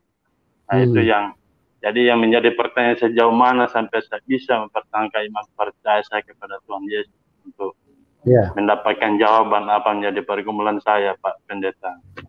Ya, jadi oke, saya jawab. Mempertahankan iman itu selama kita hidup di dalam dunia itu adalah harga mati, tidak boleh berubah. Bahkan iman kita harus lebih besar, ya, karena iman itu kan dia progresif, ya, dia terus bertumbuh, dan itu tidak boleh stagnan, harus bertumbuh terus menjadi lebih besar, karena iman kita hanya iman kita. 1 Yohanes 5 ayat 4 mengatakan, siapa yang bisa mengalahkan dunia ini? Hanya iman kita, ya, iman kita yang mempercayai bahwa Tuhan Yesus satu-satunya juru selamat. Jadi iman kita lah yang mempercayai bahwa Tuhan Yesus lah yang mengatur hidup kita. Iman kita lah yang mempercayai bahwa hidup kita di dalam kendali Tuhan Yesus. Nah, masalah Bapak punya penyakit, saya hanya sebagai hamba Tuhan, saya memberikan saran kepada Bapak untuk tidak fokus kepada penyakit. Fokuslah kepada Tuhan Yesus yang maha baik. Ya, karena banyak orang begini. Banyak orang pada saat dia tidak fokus kepada penyakitnya, dia fokus kepada Tuhan yang maha baik, tiba-tiba penyakitnya sudah hilang dengan sendirinya. Karena Tuhan Yesus itu biasanya hanya ingin melihat sejauh mana kita bergantung kepada Dia. Artinya sejauh mana kita mencintai Dia. Sebesar apa cinta kita kepada Tuhan. Itu saja yang Tuhan mau lihat. Nah, pada saat Tuhan lihat itu memang sesuai dengan rencana dan kehendak Tuhan, maka kuasa itu jangan dikhawatirkan, ya. Karena Tuhan itu mengatur semua, Pak Kevin, itu dengan sempurna. Ya, coba Bapak lihat di tangan kita kan sebelah kiri dan kanan kan ada 5 jari kiri, 5 jari kanan, yang di tangan dan juga yang di kaki. Ya, kita perhatikan susunannya itu tidak pernah ada yang berubah. Kelingking tidak pernah pindah ke ibu jari tidak pernah pindah ke jari tengah tidak pernah pindah ke kelingking. Kenapa? Karena itu kesempurnaan Tuhan. Sekali Tuhan mengatur itu pasti sempurna. Jangan bilang lagi cuma mengatur soal masalah kehidupan kita, Pak. Jangan khawatir. Semua itu di dalam kontrol dan kendali Tuhan. Ya, coba Bapak bayangin kalau Tuhan tidak setia, Tuhan tidak sempurna, tiba-tiba lahir manusia, terus kemudian jari tengah pindah ke kelingking, terus kemudian begitu ditanya, Tuhan lupa taruhnya pada waktu itu karena Tuhan lagi sibuk buru-buru. Maka jari tengah akhirnya pindah ke kelingking, kelingking pindah ke ibu jari, maka seperti apalah bentuk tangan manusia. Semua itu sudah diatur dalam kesempurnaan, Pak. Bapak jangan takut, jangan fokus kepada penyakit, fokuslah kepada kuasa Tuhan yang luar biasa itu. Amin, amin. Ya, Pak Kevin ya? Ya, ini Pak, sampai saya sempat masuk rumah sakit kemarin, di barat, tiba-tiba ada kayak semacam firman mengingatkan saya bahwa hati yang gembira adalah obat yang manjur gitu. Betul. Sampai saya di rumah sakit, mungkin kalau orang lihat kayak seperti orang gila itu menyanyi sendiri. Pokoknya sukacita, pokoknya saya perkatakan Tuhan Yesus itu baik, Tuhan Yesus itu baik. Ya. Mungkin kalau ada orang lihat saya sendiri. Karena waktu saya sendiri di ruangan, Pak, karena kebetulan lagi suasana COVID, saya tidak izinkan keluarga saya menemani saya di rumah sakit. Dengan sendirinya saya mengatakan, Tuhan Yesus baik, Tuhan Yesus baik. Saya berkatakan, saya aminkan firman Tuhan itu bahwa hati yang gembira adalah obat yang manjur, Pak Pastor Yusuf. Amin. Sampai orang mungkin kalau orang lihat saya di rumah sakit, orang gila ini, Bapak, sudah gila ini pasien ini. Ternyata justru saya mengalami firman Tuhan itu, saya aminkan firman Tuhan, hati yang manjur ada hati yang gembira adalah obat yang manjur. Yang manjur, Pak Pastor Yusuf. Ya. Ya, sampai sekarang pun saya sekalipun mungkin Tuhan belum jawab saya punya pergumulan, saya tetap perkatakan Tuhan Yesus baik, Tuhan Yesus baik. Amin. Yang harus seperti itu, Pak, ya. Ya, Tuhan Yesus tidak pernah salah di dalam merencanakan sesuatu, ya. Fokus kepada kebaikan Tuhan. Bahkan Bapak tidak perlu minta kesembuhan, Pak. Pada saat Tuhan tahu sudah waktunya untuk Bapak disembuhkan, Bapak pasti disembuhkan, ya. Tidak usah Bapak minta, karena Tuhan Yesus itu bukan kita ini bukan pengemis dengan orang yang kita tidak kenal seperti di lampu merah, ya. Kita ini dengan antara Bapak dengan anak. Kita belum bicara saja Bapak itu sudah tahu apa kita punya kebutuhan. Kita belajar untuk terus mengasihi Tuhan dan fokuslah kepada Dia yang sangat baik itu, maka nanti tanpa Bapak sadari Bapak punya penyakit, nanti Tuhan sudah sembuhkan kalau sudah waktunya Tuhan, Pak, ya. Amin. Oke, Pak, kita ini ya maaf ini masih ini yang ngantri ya, Pak. Kita harus kasih dulu kesempatan yang lain, ya. Oke, terima kasih Pastor Yusuf. Pak. Tuhan memberkati. Shalom. Shalom. Oke, kita langsung ke Lama. Selamat malam.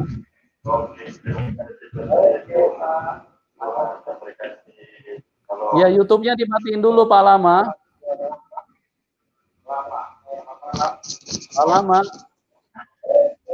YouTube-nya dimatiin. Ya, halo, dulu, selamat Pak. malam. Malam, silakan. Halo, selamat malam. Ya, silakan Pak Lama. Oke, ini saya cuma mau tanya soal ini, Pak. Soal Bintang Timur ini, Pak. Halo? Iya, Pak. Bintang Timur ini kan julukan untuk siapa? Yesus, ya, untuk Sang Mesias. Ya. Nah, bukankah Bintang Timur artinya itu apa? Ini semacam benda langit. Benda langit itu bukannya gimana ya? Belum, maksudnya diciptakan Tuhan gitu, barang ciptaan Tuhan. Mengapa Yesus ini dijuluki sebagai Bintang Timur? Ya, itu aja, Pak, pertanyaannya, Pak. Ya, kita harus lihat setiap firman itu, kita harus lihat konteksnya, ya, Pak. Jadi kita tidak boleh hanya melihat di dalam satu pengertian, ya. Kalau kita melihat konteksnya sebagai benda, maka kita akan mengatakan bahwa Bintang Timur itu adalah benda ciptaan.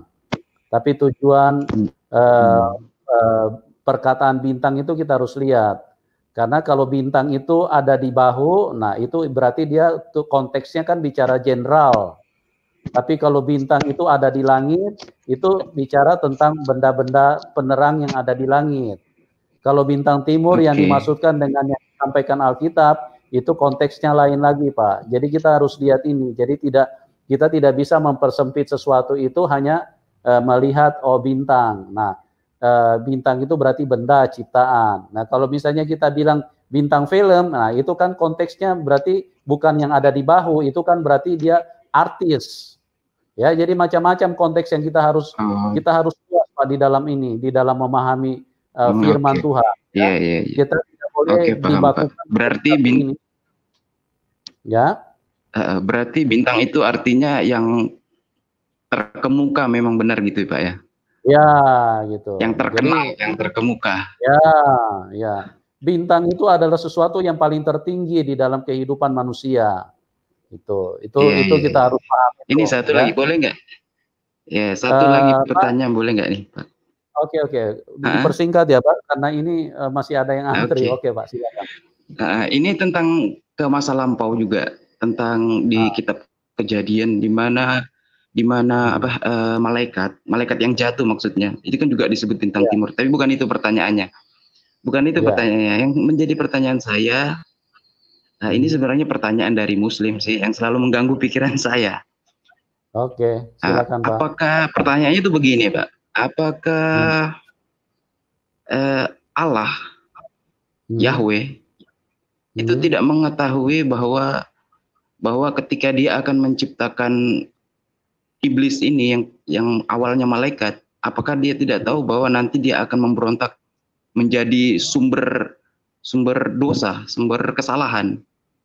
Ya. Itu bagaimana, Pak? Oh, tahu Pak, tahu ya. Bahkan ribuan tahun kemudian saja Tuhan sudah tahu ya apa yang akan terjadi di akhir zaman. Lalu kenapa, Pak? Lalu kenapa Allah tetap menciptakannya sehingga kehidupan harus ada namanya penderitaan karena dosa? Kenapa Allah tidak mencegah sebelumnya supaya hal itu tidak terjadi? Atau kalau tidak perlu jangan jadikan si iblis ini sejak semula. Bapak harus paham bahwa ciptaan untuk malaikat dan manusia itu diberi kehendak bebas, free will, ya. Itu sudah memang hakikat daripada Tuhan itu sendiri. Jadi Tuhan itu menciptakan makhluk malaikat dan manusia itu bukan menciptakan seperti kayak benda-benda lain, ya, seperti kayak robot. Karena apa? Karena tujuan Tuhan untuk berinteraksi, untuk bisa berbagi. Artinya Tuhan itu memang hakikatnya seperti itu. Jadi kita tidak bisa bertanya kenapa kok Tuhan sudah tahu. Maksudnya apa Tuhan kesepian? Ya, bukan maksudnya masalah jawaban Tuhan Bapak itu apa Tuhan kesepian? Bukan maksudnya Tuhan kesepian. Tuhan itu punya planning itu sempurna. Jadi Tuhan menciptakan malaikat itu dengan tujuan buat malaikat itu sendiri. Tuhan menciptakan manusia dengan tujuan juga buat manusia itu sendiri. Nah, ini kalau kita mau bicara lebih dalam, ini kan pasti panjang, Pak, gitu. Ya, sama dengan ada orang suka bertanya, kenapa malaikat sampai sekarang tidak dimusnahkan aja, sudah tahu dia jahat? Ya kan? Belum itu kan juga pertanyaan. Gitu. Kenapa kok Tuhan sudah tahu ini malaikat iblis ini kok jahat sekali, kok tidak dimusnahkan, tidak ditangkap aja? Nah, itu kan Tuhan itu tidak bisa melawan hakikatnya. Pertama, Tuhan itu panjang sabar. Jadi Tuhan itu bertindak itu semua menurut waktu yang sudah ditetapkan. Jadi penghukuman tidak seperti kayak manusia, dikit-dikit hukum orang, dikit-dikit hukum orang, dikit-dikit blokir WA orang, dikit-dikit emosian, dikit-dikit. Tuhan tidak seperti itu. Jadi Tuhan itu bekerja sesuai dengan hakikatnya, Pak. Ya, yang pertama Tuhan itu panjang sabar. Yang kedua, Tuhan itu ingin membuktikan bahwa iblis ini memang jahat karena Tuhan sudah berfirman. Dari awal, dari Taman Eden itu Tuhan sudah berfirman kepada Adam dan Hawa. Jangan kamu makan buah itu, karena kalau kamu makan, kamu akan mati. Di situ Tuhan sudah bicara. Ada kejahatan yang akan digerakkan oleh iblis untuk menyentuh hidup manusia. Nah, kalau misalnya Tuhan langsung hukum iblisnya, tidak akan terbukti, Pak. Perkataan Tuhan itu, firman itu tidak akan terbukti. Kejahatan itu tetap Tuhan memang izinkan sesuai dengan waktunya Tuhan. Jadi untuk membuktikan kepada manusia bahwa semua perkataan Tuhan itu sempurna, tidak ada yang salah. Jadi kalau Tuhan bilang iblis itu jahat, memang benar-benar jahat dan manusia harus buktikan, manusia harus lihat itu, gitu. Kalau Tuhan sudah musnahkan dari Taman Eden, berarti firman Tuhan itu batal. Firman Tuhan itu tidak sempurna, berarti firman Tuhan diragukan. Berarti Tuhan ini bohong. Kalau kamu makan buah itu, kamu akan mati. Kalau Tuhan sudah musnahkan iblis di situ, berarti sudah tidak ada kematian. Berarti Tuhan kan bohong gitu loh. Firman-Nya kan tidak benar. Nah, Tuhan kan tidak bisa kerja di luar firman-Nya. Makanya segala sesuatu kita harus bergantung penuh kepada Roh Kudus, Pak. Ya, nanti Bapak ikuti aja setiap Rabu dan Jumat, karena memang bicara tentang firman ini banyak rahasia yang luar biasa yang Tuhan bukakan. Nanti kalau Bapak ikuti, nanti kita akan semakin kaya, Pak, di dalam ini. Untuk kesempatan ini mungkin saya tidak bisa jawab terlalu panjang, karena kita sebentar lagi juga akan live di jam 8 ya, Pak ya. Pak Lama? Iya. Oke, Pak. Iya, Pak. Ya, makasih ya, Pak. Iya. Oke, selamat malam, Pak. Makasih jawabannya. Selamat malam. Ya, oke, Pak. Sama-sama. Selamat malam. Oke, kita ke Ibu siapa nih? Ice Meti Sinaga. Silakan, Ibu. Iya, senangkan aku, senangkan aku dong.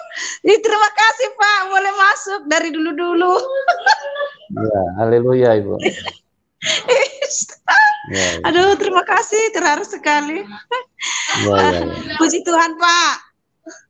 Ya, puji Tuhan. Ya, silakan. Iya, saya senang sekali ikuti channel Bapak Yusuf Manibulu ini karena saya menilai channel yang paling bagus lah. Ya, puji Tuhan, Bu. Tuhan Yesus yang paling bagus, Bu. Dan saya terus terberkati lewat kesaksian-kesaksian di acara ini, Pak. Terus saya melihat Bapak, hamba Tuhan yang rendah hati juga. Terpujilah Tuhan di atas semuanya ya, Pak ya. Saya mau tanya ini, Bapak dulu kan dari agama Islam dulu ya? Bukan. Hampir mau masuk Islam dulu, hampir. 95% mau masuk Islam dulu. Oh iya, tadi saya ikutikan, jadi pantang menyerah ya Pak. Ya. Terus Bapak orangnya kuat. Aduh, senang sekali saya dari dulu ini Pak. Itu aja Pak. Jadi ya doakanlah Bapak, Ibu ini. Jadi supaya kuat juga imannya di dalam Tuhan. Kita sebagai pengerja juga ya Pak ya. Ya Ibu. Jadi doakan biar tetap kuat melayani Tuhan sesuai dengan keinginan Tuhan, biar Tuhan yang dipermuliakan. Itu aja Pak, senang sekali ikut. Ibu, terima kasih banyak Pak Yusuf, Tuhan berkati berlimpah-limpah. Amin, Ibu juga diberkati ya. Amin Pak. Tuhan Yesus berkati Ibu. Amin. Amin. Oke teman-teman, kita cukupkan dulu sampai di sini karena kita akan live lagi di jam 8 malam dengan kesaksian yang luar biasa, bagaimana seseorang yang tadinya begitu membenci kepada Tuhan Yesus, akhirnya sekarang menjadi penginjil yang luar biasa, dipakai Tuhan secara luar biasa. Oke, jangan kemana-mana, tetap di channel ini, jam 8 malam kita akan ketemu, dan Tuhan Yesus memberkati kita semua, dan salam kemenangan buat kita.